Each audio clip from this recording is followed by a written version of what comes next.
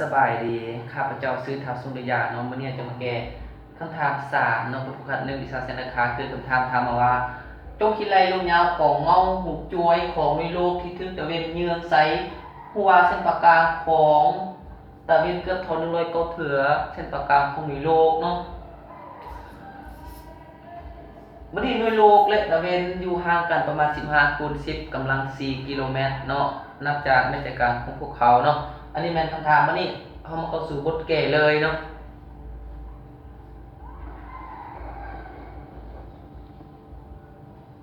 บทแก้ก็คือเนาะ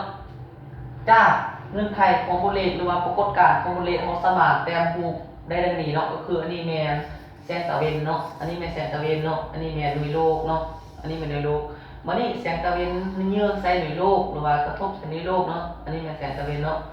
กระทบใส่หน่วยโลกให้ได้หน่วยโลกเกิดเป็นเงาหูจวยเนาะเกิดเป็นเงาหูจวยแล้วคำถามว่าเงาหูจวยที่เกิดขึ้นที่ทึกตะเวนที่แสงตะเวนทึกเยือกใส่หน่วยโลกเกิดเป็นเงาหูจวยยาวเท่าไหร่เนาะ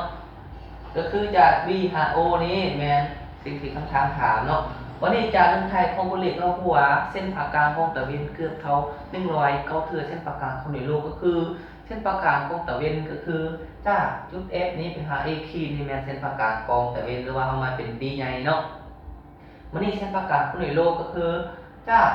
จุด E นี่ไปหา B ขีดนี่แม่นเส้นผ่ากลางของหน่วยโลกเนาะมาเป็น B น้อยเนาะวันนี้คำถามบอกว่าระยะห่างเนาะระหว่างตะเวนกับหน่วยโลกนับจากจุดใจกลางของพวกเขาคือจากจุด A นี่ไปหา B นี่ A นี่แม่นจุดใจกลางของตะเวน B นี่แม่นจุดใจกลางของหน่วยโลกเนาะแล้วห่างกัน15 คูณ 10กำลัง4เนาะมื้อนี้จากรูปเตี้ยมหรือว่าจากเงื่อนไขของบทเลขเนาะเราสามารถเขียนได้ว่า D ใหญ่นี่เท่ากับ100เก้าเพื่อ D น้อยเนาะ D ใหญ่นี่ก็คือเส้นผ่ากลางของตะเวนเนาะ D น้อยนี่คือเส้นผ่ากลางของหน่วยโลกเนาะแต่คำถามบอกมาแล้วว่ารัศมีเส้นผ่ากลางเนาะแม่นรัศมีเนาะเส้นผ่ากลางของตะเวนกับเท่านึงแล้วก็คือเส้นผ่ากลางของหน่วยโลกเนาะมานี่ A ขีดเนาะ A ขีดนี่ A ขีดนี่แม่นรัศมีเนาะรัศมีของตะเวนเนาะแล้วเท่ากับ AF นี่แม่นจะแม่นเส้นรัศมีเนาะจะเท่ากับ D เนาะมานี่เฮามาเบิ่ง BB ขีดก็คือปุ่มหน่วยโลกนี่เนาะ BB ขีดเท่ากับ BE เท่า D น้อยก็คือ BB ขีดเท่ากับ BE เท่า D น้อยเนาะฉะนั้นเราจึงเขียนเนาะ A ขีดเท่ากับ109 BB ขีดเนาะวันนี้ AB เท่ากับ15 คูณ 10 กำลัง4กิโลเมตรก็คือระยะห่างของ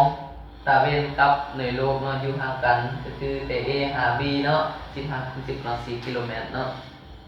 วันนี้เขาจะสอบระยะลูกยาวของเงาหูจวยก็คือจาก B หา O ก็คือ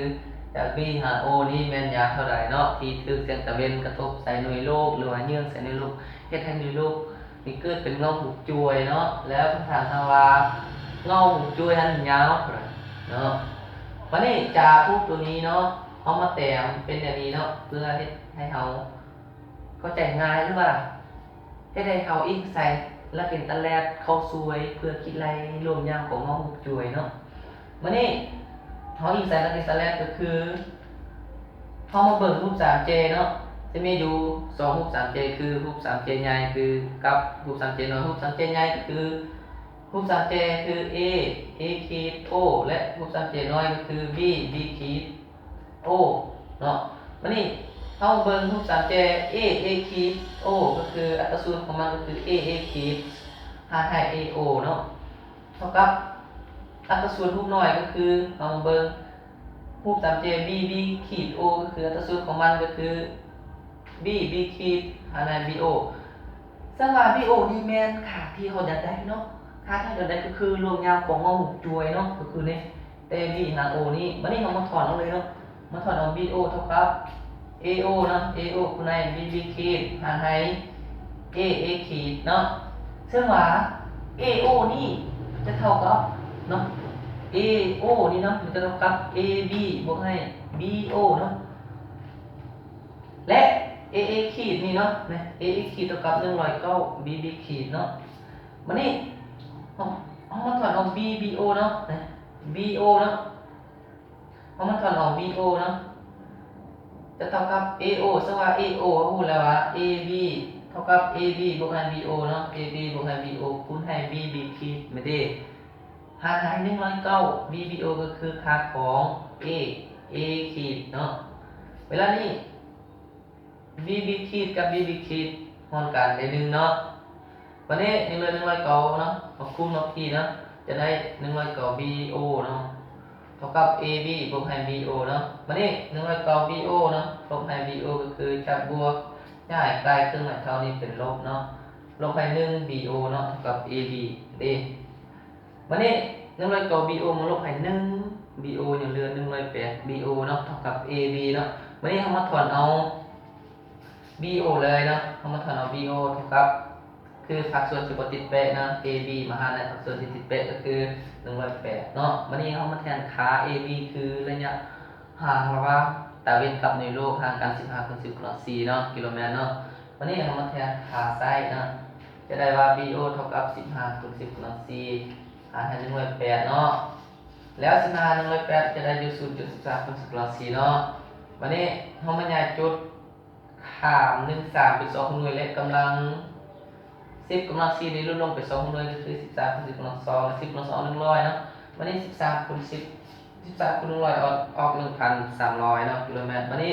ค่าของ BO คือระยะห่างเนาะมันเป็นระยะห่างคือระยะของเรา6จุดซึ่งที่เราจะได้ก็คือ 1,300เนาะกิโลเมตรนี่แม่นระยะของเรา6จุดตัวนี้เนาะขอบใจ